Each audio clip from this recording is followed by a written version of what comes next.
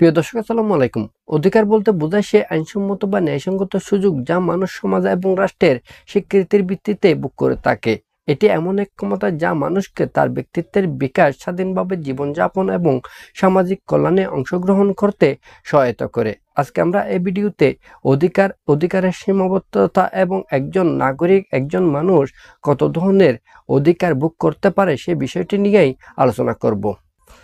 আমাদের সমাজ এবং রাষ্ট্রে বিভিন্ন ধরনের অধিকারের স্বীকৃতি রয়েছে। প্রথমত, দাবি করার অধিকার। এটি এমন এক অধিকার যা একজন ব্যক্তি অপরজন ব্যক্তির কাছ থেকে দাবি করে আদায় করতে পারে। উদাহরণ হিসেবে আমরা বলতে পারি, একজন শ্রমিক তার শ্রমের মজুরি দাবি করতে পারে অপরজন ব্যক্তির কাছ থেকে।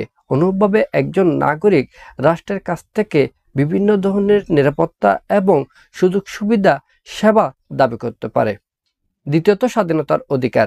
এটি এমন একটি অধিকার যা ব্যক্তি স্বাধীনভাবে কিছু করতে পারে, অন্যের বাধা বিপত্তি ছাড়া।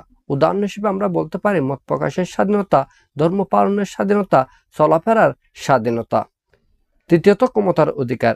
এটি এমন এক অধিকার যা ব্যক্তি বা প্রতিষ্ঠানকে আইনগতভাবে কিছু পরিবর্তন বা প্রভাবিত করার ক্ষমতা দেয়। উদাহরণ হিসেবে আমরা বলতে পারি বিচারকের বিচার করার ক্ষমতা, একজন নাগরিকের ভোট দেওয়ার ক্ষমতা। চতুর্থত, অনাক্রম্যতার অধিকার। এটি এমন অধিকার যা কাউকে অন্যের ক্ষমতা থেকে রক্ষা করে। উদাহরণ হিসেবে আমরা বলতে পারি একজন জনপ্রতিনিধি সংসদে তার বক্তব্য প্রদান করতে পারে। পরিশেষে বলা যায়, এই চারটি অধিকার একটি অপরটির পরিপূরক এবং সমাজে ভারসাম্য স্থাপনে গুরুত্বপূর্ণ ভূমিকা পালন করে থাকে।